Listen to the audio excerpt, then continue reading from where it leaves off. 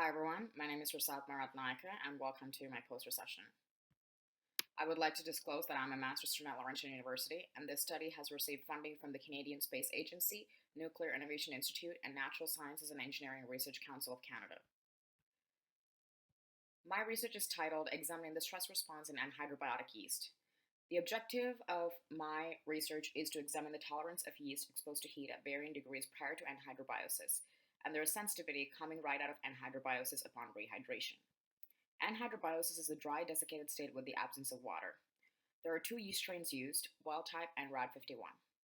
Wild type has no known genetic mutations. RAD51 is defective in homologous DNA repair.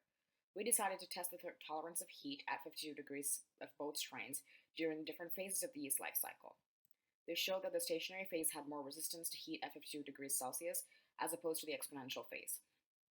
Yeast in exponential phase were gradually killed within a span of 12 minutes since this was the most sensitive stage with the lowest level of heat resistance. Therefore, the stationary phase wild-type yeast were more thermotolerant compared to exponential phase yeast. Next, we tested the thermotolerance of yeast once they were rehydrated and exposed to heat at the exact same temperature. This showed that the yeast cells had the highest arrival during their lag phase, but the cell counts were low.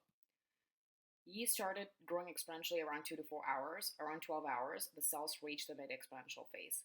The lowest arrival of yeast was seen at this point around 0.1%. The yeast were most sensitive to heat shock during the exponential growth phase. Past 18 hours, they started to plateau in growth. Both growth rates and thermal survival were similar in both yeast strains as shown in the doubling time graph. The next steps of my research is to examine the genes involved in the regulation of thermotolerance both pre and post desiccation.